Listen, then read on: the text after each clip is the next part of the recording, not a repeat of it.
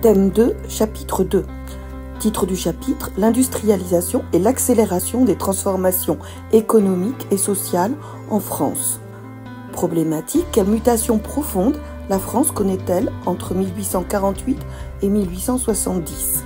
En classe de 4e, vous avez étudié la révolution industrielle en Europe au XIXe siècle, en travaillant sur les mutations du travail et des conditions de vie des ouvriers. Dans ce chapitre, on étudie la société française et la façon dont elle évolue au milieu du XIXe siècle, comment l'industrie se développe. On va voir que les villes s'étendent, se transforment, même si la population reste majoritairement rurale.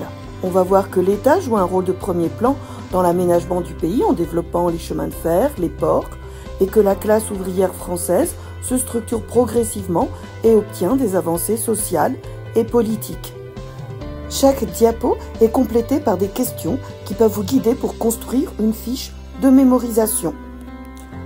Donc nous étudions la France marquée par la première industrialisation dans la première moitié du XIXe siècle. La croissance économique a décollé pendant la monarchie de Juillet, elle a ralenti pendant la crise économique de 1848 et elle reprend sous le Second Empire. Grand 1, les transformations économiques.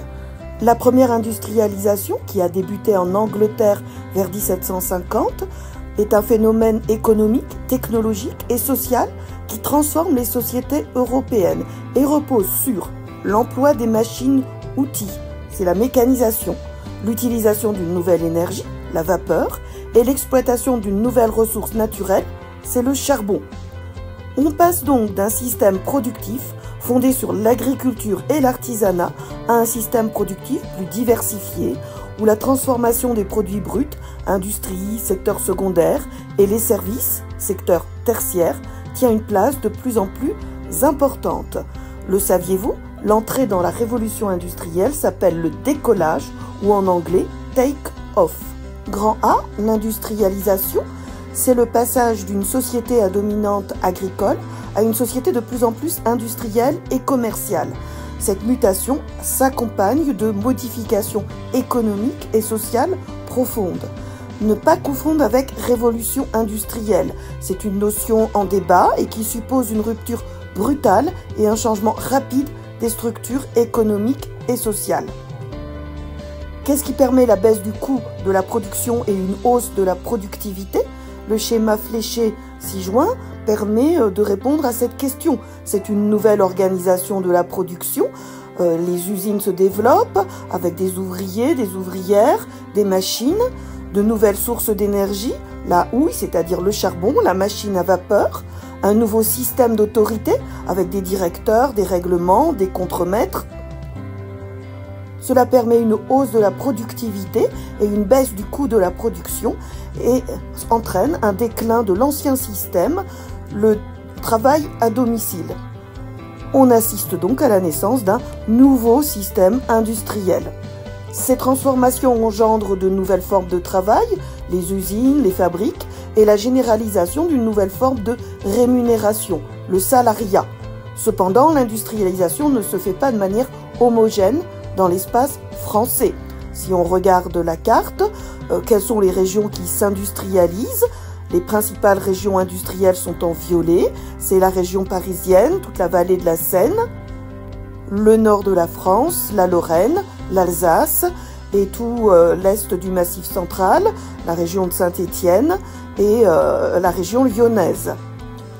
La révolution des transports est permise par l'invention du chemin de fer et l'utilisation du charbon. Elle permet de faire circuler les marchandises et les produits alimentaires, permettant le développement du commerce. La carte ci-jointe illustre ce que l'on peut appeler la révolution ferroviaire. En bleu, le réseau en 1850, qui est essentiellement organisé autour de Paris et de Lyon. En jaune, le réseau en 1870, qui couvre à peu près toute la France. L'industrie phare qui se développe est la sidérurgie, c'est-à-dire l'industrie qui fabrique de l'acier. Henri Bessemer, ingénieur anglais, est particulièrement important à cette époque parce que c'est lui qui travaille à une nouvelle méthode de fabrication de l'acier. Dans cette société qui s'industrialise, se développe le capitalisme.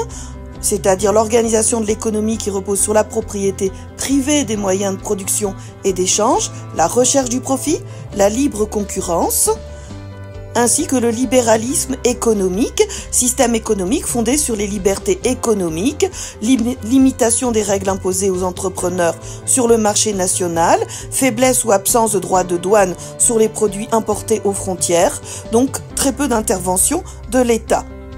Quels sont les acteurs publics et privés qui soutiennent cette croissance économique? Vers le grand B.